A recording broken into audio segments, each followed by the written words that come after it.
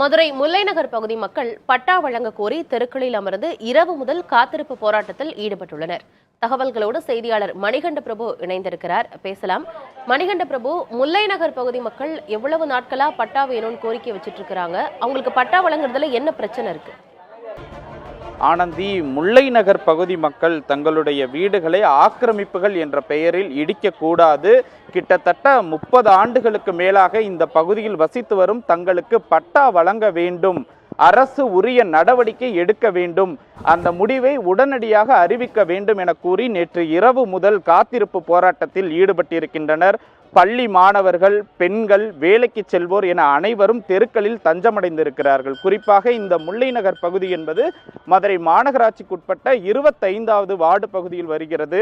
BP குளம் கம்மாய் ஆக்கிரமிப்புகளை அகற்ற வேண்டும் என நீதிமன்றத்தில் பிறப்பித்த உத்தரவின் அடிப்படையில் வீடுகளை இடிக்க நீதிமன்றம் உத்தரவிட்டது. இதனை எதிர்த்துதான் இந்த மக்கள் தங்கள் வீடுகள் ஆக்கிரமிப்பு கிடையாது, குடிசை மாற்று வாரியத்தால் முறையாக தங்களுக்கு இந்த இடம் வழங்கப்பட்டது, முன்னாள் இராணுவத்தினரான தங்கள் வீடுகளை இடிக்கக்கூடாது என்கிற பல்வேறு கோரிக்கைகளை வலியுறுத்தி இந்த போராட்டத்தில் ஈடுபட்டு வருகிறார்கள்.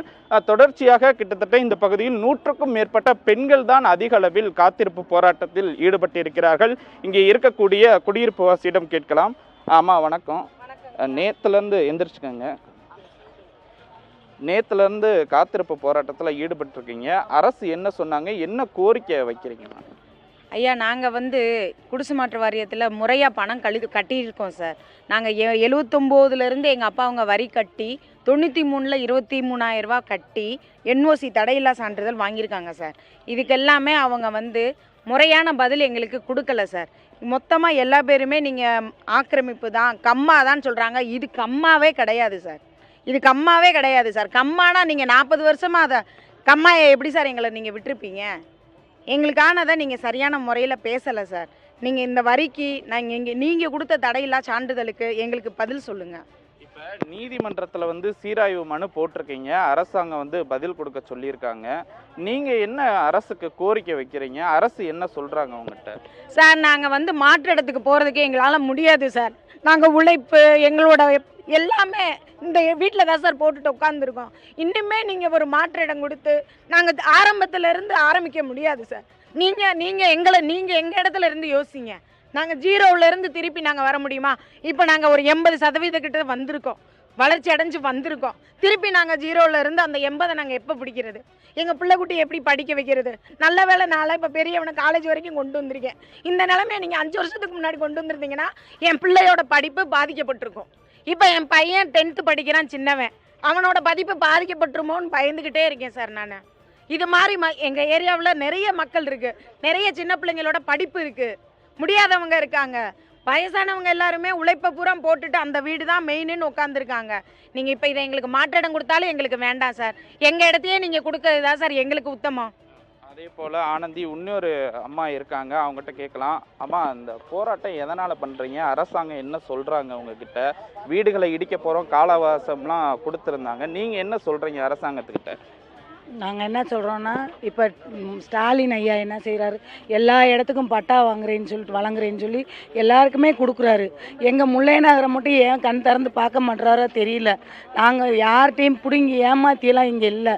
பூராமே இராணுவ வீரருக்கு கொடுத்த இடம், குடிசை மாற்று வாரியம் கொடுத்த இடம், பிஎஸ்யூபி திட்டத்தில் வீடு கட்டி கொடுத்த இடம், அதில் தான் நாங்கள் வசிச்சுக்கிருக்கோம். எங்களுக்குன்னு தனியாக வரைபடம் கொடுத்து இது வாழ்கிறதுக்கு தகுதியான இடம்னு சான்றிதழ் கொடுத்து வீடு கட்ட சொல்லி தான் நாங்கள் இதில் குடியிருக்கோம்.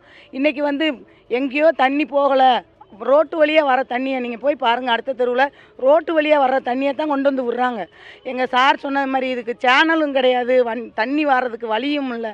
அதை ஏற்பாடு பண்ணிட்டு வேணால் நீங்கள் சொன்னாலும் பரவாயில்ல. இத்தனை வருஷம் நாங்கள் குடியிருந்தவங்கள காரணமே இல்லாமல் 3 நாளில் காலி பண்ணுங்கன்னு 7ஆம் தேதியை ஒட்டிட்டு 10ஆம் தேதிக்குள்ளே காலி பண்ணுங்கண்டா எப்படி நாங்கள் போகிறது? வாடகை வீட்டில் இருக்கவங்களுக்கு கூட 3 மாதம் டைம் கொடுப்பாங்க. நாங்கள் சொந்தமாக எங்கள் உழைப்பில் கட்டினது, யாருமே எங்கேயும் போய் கொள்ளையடிச்செல்லாம் கட்டலை. இதை முதலமைச்சர் மாண்புமிகு முதலமைச்சர் எங்களுக்கு இதை பரிசீலனை பண்ணணும். இது நேரடியாக அங்கே போய் சேரும்னு நாங்கள் நம்பி தான் இப்படி உட்காந்துருக்கோம் உள்ளிருப்பு போராட்டமாக. ஆனந்தி, நீங்களே கேட்டிருக்கலாம், இந்த முல்லை நகரில் ராணுவ வீரர்களுக்கு கொடுக்கப்பட்ட இந்த இடமானது 3 ஏக்கர் 30 சென்ட் இடம். இது குடிசை மாற்று வாரியத்தால் முறையாக அவர்களுக்கு ஒரு சான்றிதழ், தடையில்லா சான்றிதழ் கொடுக்கப்பட்டிருக்கிறது. ஆனால் நீதிமன்றத்தினுடைய வழக்கை சுட்டிக்காட்டி இது ஆக்கிரமிப்பில் இருக்கிறது, இதனை இடித்து அகற்றப் போகிறோம் என 592 வீடுகளுக்கு நோட்டீஸ் கொடுக்கப்பட்டிருப்பதால் தங்களுடைய வாழ்வாதாரம், தங்களுடைய பொருளாதாரம் எல்லாமே பாதிக்கப்படும் என்கிற அடிப்படையில் இந்த காத்திருப்பு போராட்டத்தை பெண்கள், குழந்தைகள், மாணவர்கள் முதற்கொண்டு அனைவரும் மேற்கொண்டு வருகின்றனர். அரசு உரிய நடவடிக்கை எடுக்க வேண்டும் என்ற ஒற்றை கோரிக்கையை இவர்கள் முழக்கமாக வைத்து வருகின்றனர். ஆனந்தி, திடீர்னு ஆக்கிரமிப்புன்னு சொல்லி தங்களுடைய வீடுகளை அகற்றுனா நாங்க எங்க போவோம் அப்படின்னு சொல்லி தங்களுடைய ஆதங்கத்தை அவங்க வெளிப்படுத்தி இருக்காங்க. இதுல அரசு தலையிட்டு ஒரு தீர்வை எடுக்கணும். தகவல்களை வழங்கியமைக்கு நன்றி மணிகண்ட பிரபு.